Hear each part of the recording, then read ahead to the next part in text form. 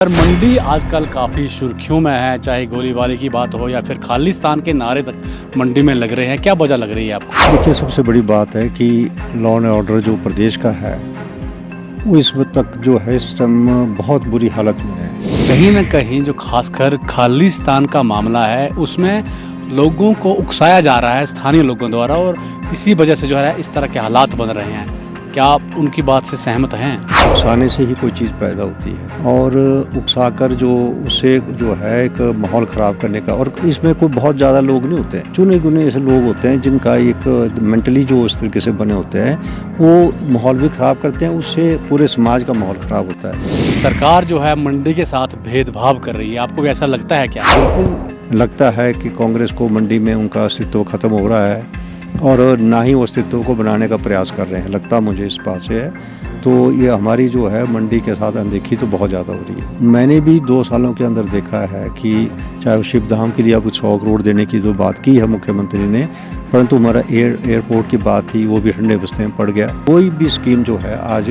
हमारी मंजूर नहीं हो रही है। अनिल शर्मा, क्या आप कांग्रेस को पूरी तरह से छोड़कर भाजपा को दिल में बसा चुके हैं? भारतीय जनता पार्टी विश्व की सबसे बड़ी पार्टी है अब, और उसमें यदि हमें इतना आदर सम्मान मिला है तो हम कोशिश कर रहे हैं कि इस पार्टी को और मजबूत करने के लिए, मंडी को एक मजबूती देने के लिए हमारा पूर्ण रूप से भारतीय जनता पार्टी से हम जो है काम कर रहे हैं। हमारे साथ मंडी सदर के भाजपा विधायक अनिल शर्मा है। सर, मंडी आजकल काफ़ी सुर्खियों में है, चाहे गोलीबारी की बात हो या फिर खालिस्तान के नारे तक मंडी में लग रहे हैं। क्या वजह लग रही है आपको?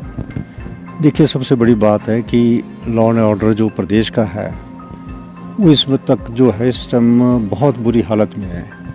क्योंकि हम भी देखते हैं वर्षों से लोग जो हैं जो अकाली कह सकते हैं, जो भी है, ये मणिकर्ण की तरफ जाते रहते हैं। ये तो बात है कि शुरू से ना ही इनकी बॉर्डर पे कोई चेकिंग होती है और हथियारों के साथ लैस होकर जो है ये मणिकर्ण और मनाली की तरफ जाते हैं और मंडी हमारा बीच में पड़ता है। और इस तरह की घटनाएं जो अब घट रही है, जिस तरीके से आपने खुद इस बात को जिक्र किया कि गोलीकांड हुआ और मेरे चुनाव क्षेत्र से संबंध रखता है, आज सवेरे भी उससे मेरी बात हुई। वो तो ऊपर वाले ने उसके ऊपर कृपा की कि गोली के छर्रे उसके मुंह पे लगे हैं और जबड़ा भी उसका काफ़ी टूटा हुआ, जिसका ऑपरेशन वगैरह होगा। परंतु इस तरह की घटनाएं क्यों घट रही है? क्योंकि पंजाब में हमारी गाड़ी जाती है, उनकी तोड़फोड़ होती है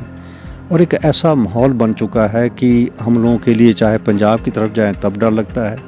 और हिमाचल में रहकर भी यदि हम लोग सेफ ना हों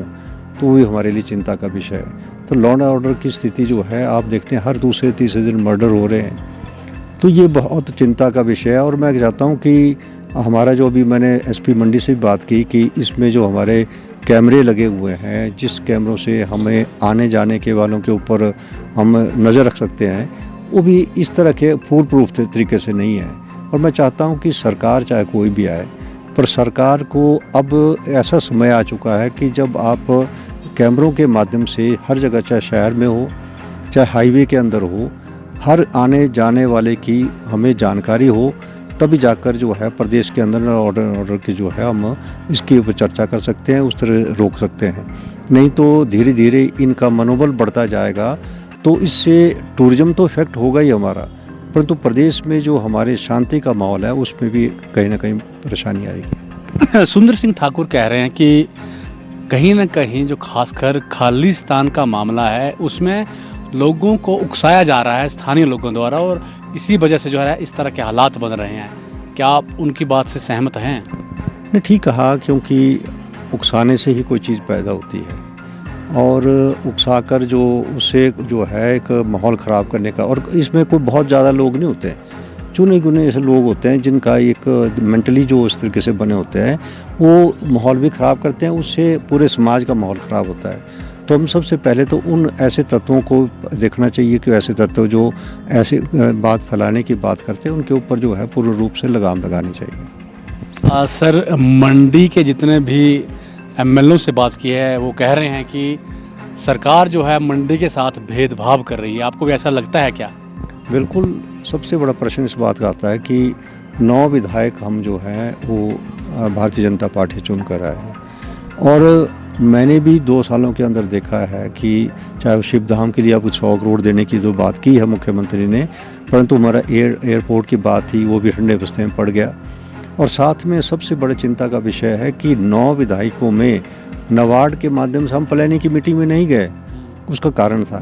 कि पिछले साल भी और इस साल भी नाबार्ड में जो सड़कें हमारी आती थी प्राथमिकता के ऊपर, हमारा जो एक लिमिट है उस लिमिट के अंदर ही हम पैसे का आवंटन होना था। परंतु दुख इस बात का है कि मंडी के 9 के विधायक की एक भी डीपीआर, चाहे वो पानी से संबंधित हो, चाहे सड़कों से संबंधित हो, चाहे सिवर लाइन से, इरिगेशन से, कोई भी स्कीम जो है आज हमारी मंजूर नहीं हो रही है। तो इससे लगता है कि मंडी से जो भेदभाव हो रहा है, क्योंकि लगता है कि कांग्रेस को मंडी में उनका अस्तित्व ख़त्म हो रहा है और ना ही वो अस्तित्व को बनाने का प्रयास कर रहे हैं, लगता मुझे इस बात से है। तो ये हमारी जो है मंडी के साथ अनदेखी तो बहुत ज़्यादा हो रही है। अनिल शर्मा, क्या आप कांग्रेस को पूरी तरह से छोड़कर भाजपा को दिल में बसा चुके हैं? देखिए बात है, ये तो चुनाव से संबंध है कि मैं कांग्रेस से मुझे जो भी बात हुई थी कांग्रेस में, उसको छोड़कर मैंने दोबारा से चुनाव जो है भारतीय जनता पार्टी से लड़ा है।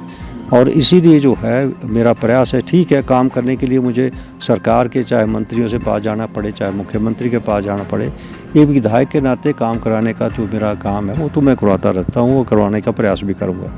उसके लिए चाहे मुझे मंडी में स्पोर्ट्स कॉम्प्लेक्स का जो मैंने अब एक बहुत बड़ा काम करने का प्रयास कर रहा हूँ, केंद्र सरकार से पैसा आएगा, परंतु पार्टी भारतीय जनता पार्टी विश्व की सबसे बड़ी पार्टी अब,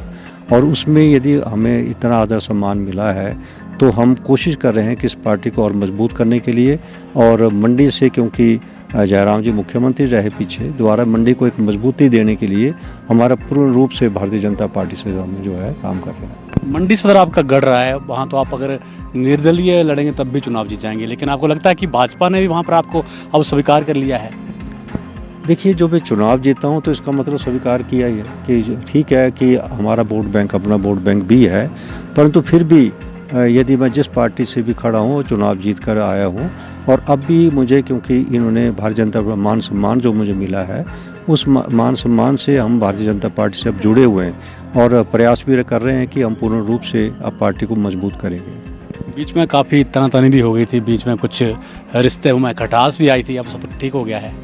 हाँ ठीक है, वो हालात राजनीति में कई बार ऐसे होते हैं, उस हालात को सभी जानते हैं कि किस हालात में हुआ था, और उस हालात के अंदर कुछ मनमुटाव हुआ है, परंतु फिर भी चुनाव के अंदर हम यदि मनमुटाव खत्म हुए तभी चुनाव लड़े हैं, और हम एक खुले मन से जो है अब पार्टी के लिए काम कर रहे हैं और पार्टी की मजबूती के लिए काम कर रहे हैं। बिल्कुल, तो अब खुले मन से जो है पार्टी के लिए काम कर रहे हैं, और यदि कोई मनमुटाव होता तो फिर भाजपा ना टिकट देती, ना ही भाजपा से वो जीत कर आते, ये कहना है अनिल शर्मा का। तो मुझे दीजिए इजाज़त और बने रहिए समाचार फर्स्ट के साथ। धन्यवाद।